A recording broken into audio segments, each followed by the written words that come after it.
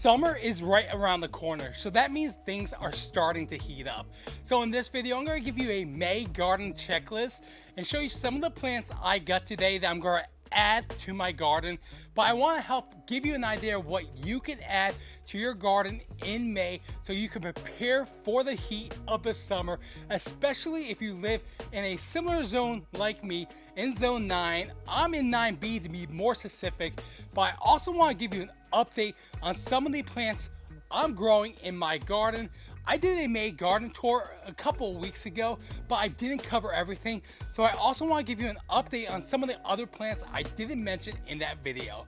So let's get planning and garden on. Just the other day, I harvested some potatoes from this metal raised bed from Vego Garden. So before I add new plants to this metal raised bed, I want to prepare the soil so I'm ready for summer to help the soil retain more water. So that's where this expanded shell comes from.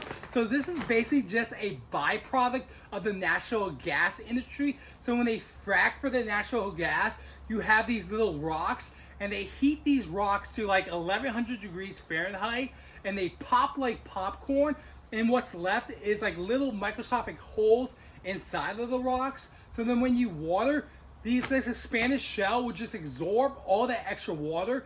So then when you have a drought or it's not raining as much, especially in the summer, it's going to help release some of that extra water. So I'm going to add this expanded shell to my soil today to help retain that extra water. So as you can see, this is what expanded shell looks like. It's just like little rocks. It comes in this 3/8 size. So I buy this product from Heirloom Soils. They're a local company here in Houston, but you can find expanded shell from other companies too. If I find a link, I'll try and include a link on my description, but otherwise I would just look at a local nursery to see if you can find some expanded shell to add to your soil. But yeah, this stuff's really good.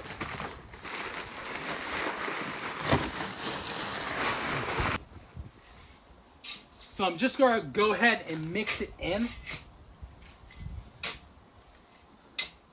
Just add a little more in there.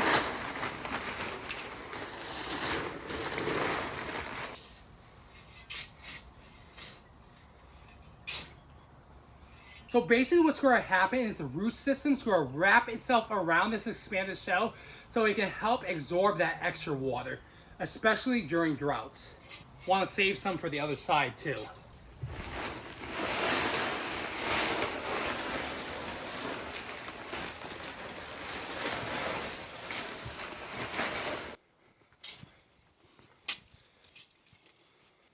So like I said, I'm trying to refresh the soil in this raised bed before I plant new plants in it.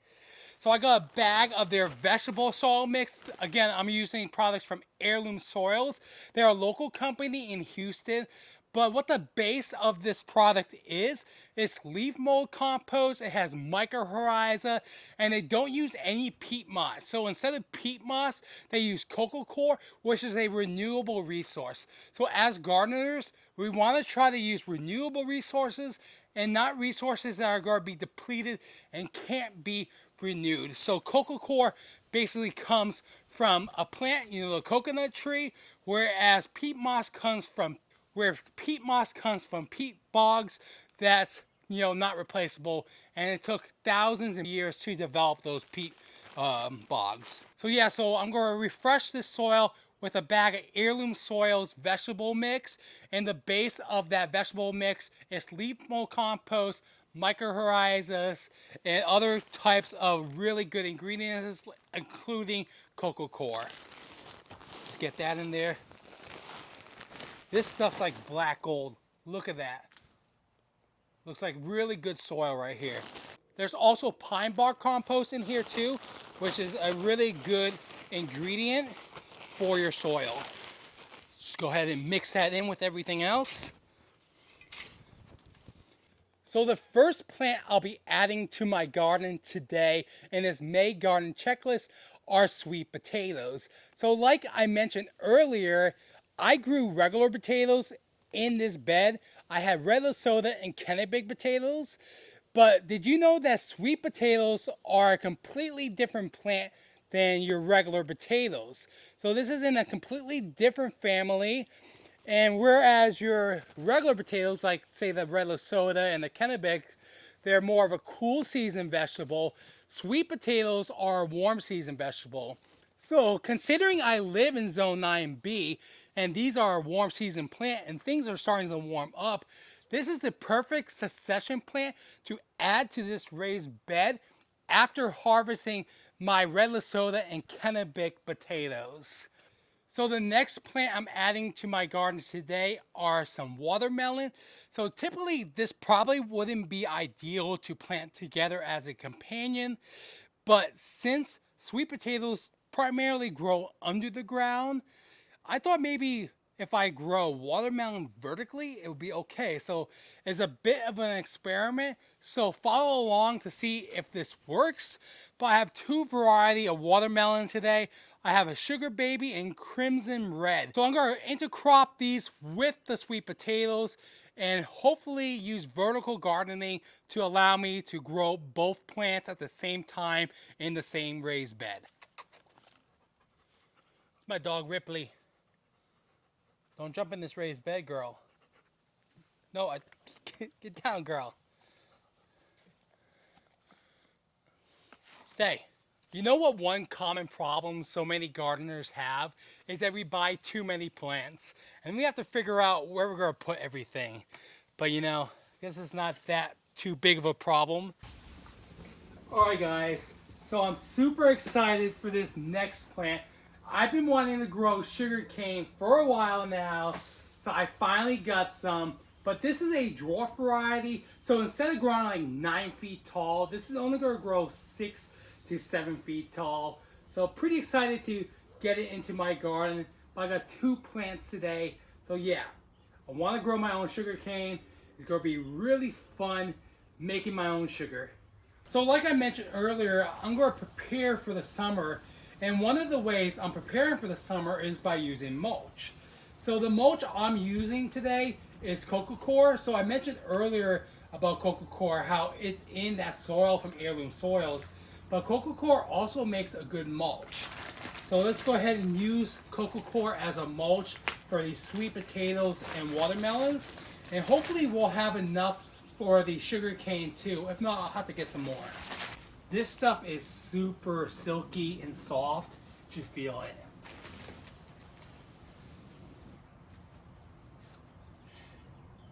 Coco coir is also a really good soil amendment to add structure to your soil too.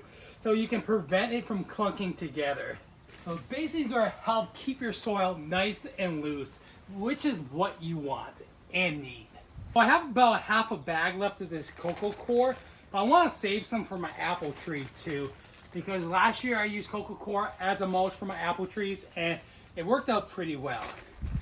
So I'll probably have to get more like I just said, but for now I'm just going to do a light mulch coating over the sugarcane as well, so I will have some left over for 2 of my other apple trees. So not only is mulch like this Coco coir going to help keep the soil cooler and retain more water, but it's also going to help prevent weeds from coming up too. So yeah, this is a really good mulch to add to your garden. Again, I'll have some kind of link in the description so you can find a similar product, because you probably can't find this exact brand, but you know, it's all the same. It comes from India. So I ended up having some of this Coco coir left over. So I have enough of this mulch to at least mulch this one apple tree right here, but probably at least 2 of these trees. So this first tree, this is a Granny Smith apple tree. This is a good tree to grow in Houston and warm zones because it's a low chill variety. So I think this only needs like 200 or 300 chill hours. So if you're unfamiliar with what a chill hours is, it basically, the tree needs to be in dormancy from 32 degrees to 45 degrees to produce fruit. So Granny Smiths are good trees to grow in my zone. So let's go ahead and mulch this tree so it can stay hydrated and protected in the summer that's coming very soon. Yeah, I'm definitely going to have enough for at least that other tree on the other side of this raised bed. So this is a castle-shaped raised bed from Vijayga Garden. It's similar to Vego Garden. They make very similar products. I like both brands. But yeah, so let's go ahead and mulch this tree.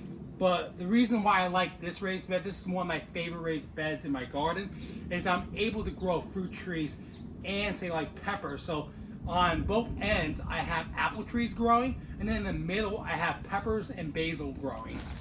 So I'm gonna go ahead and mulch that other apple tree too. Turns out that this one bag of Coco coir went a long way. Not only was I able to mulch that entire first bed in the beginning of the video, but I also was able to mulch both of these apple trees, and I even have a little bit of this Coco coir mulch left over. So I also mentioned in the beginning of the video that I want to give you some updates on some of the plants I'm growing. So one of my best performing videos on this channel is a video about growing desert roses. So I have a few desert roses. This is my favorite desert rose right here. But just about a month ago, in like I think early April, late March, I pruned this desert rose, and I have a video about that too if you want to check that out. But there's new growth on this, so I'm happy that everything turned out pretty okay. But what you want to do with desert roses is you need to prune them so they'll continue to grow and produce more shoots. That way they'll produce more roses. Now when it comes to bonsai trees, I'm no expert. I'm still somewhat a beginner. I just started doing bonsai trees last year. So I didn't actually grow this one, but I bought this tree. But what I'm proud of is I was able to keep it alive for over a year now. Look at it. This tree looks amazing. It does need to be repotted. I would like to get a new pot for it. But I basically have to take this inside during the winter because otherwise this might die. So I think I did a pretty good job keeping this Ficus Bonsai alive. It does need some pruning. It does need to be repotted. But overall, I think it looks pretty healthy. So in my garden, I grow a ton of tomatoes like most people who garden. So there's a stage of tomato ripening called the breaker stage. You can actually harvest your tomatoes at that point. So the breaker stage is when the tomato is starting to turn red. So at that point, most of the flavor is already locked in. So you can harvest your tomatoes at the breaker stage, so you don't have to worry about something else like a pest, a rodent, or something else eating your tomato before you can. It can finish ripening on the windowsill, so it's protected from, say, like a rat, a bird, or some kind of squirrel. But yeah, all the sugars are already inside the tomato, and the tomato itself is not relying on the plant to get those sugars. Everything's already inside. So yeah, if you eat it right now, it might not taste as ripe, but it'll actually get sweeter as it ripens on the windowsill. So let's go ahead and pick this giant tomato right here. I forgot exactly what kind of tomato this is. It's some kind of heirloom tomato. I think it's a beefsteak. Not exactly sure, but look at that. This thing is huge. So I'm gonna let it finish ripening inside on the windowsill. All right, so there's a few tomatoes on these plants over here. I do notice that some other critters beat me to some of these tomatoes, but I think some of them are still good. Pick these ones. These ones look really good. Check these two out. These are two perfect tomatoes. Again, I'm gonna leave them by the windowsill, but these are pretty much perfect. More tomatoes with no damage. Again, you can leave these by the windowsill to let them finish ripening, and once they're completely red on the windowsill, they'll have as much flavor as if you left them on the plant for the entire ripening process. Now some of these aren't perfect, and we're gonna have to throw some of these away because some critters beat me to it, either pests, birds, or something in between. So, but most of these are good, so I'm happy about that. Like this one right here, I bet you a bird ate this one. That's not good. There are a ton of other tomatoes on these plants that still need to ripen, so I'm going to leave them alone. But I got a few tomatoes today. One of my favorite things to do with garden fresh tomatoes is to make a tomato and mayo sandwich. So I'll make one of those pretty soon. But yeah, got some good tomatoes today. Little update to show you guys about my tomatoes in my garden. Alright, so I always do this every year like many other gardeners, but I end up buying too many plants. So while I was at the nursery today, I bought a couple more pepper plants. So these are some super hots. This is a Trinidad scorpion, which is super hot pepper. And then we got a red habanero. So I'm going to squeeze these two pepper plants in this raised bed with this squash right over here. I know it's not ideal, but hey, I'm not the only one who overbuys and ends up not having enough space, but I'm going to try my best to squeeze everything in. So in my garden, I also love to grow a lot of fruit trees. So this is a Flanders fig. It has a few figs on it. They're not quite ready to be harvested, but I think they'll be ready in the next week or two. But pretty soon, definitely by sometime in June, I should be harvesting my first figs from this Flanders fig tree.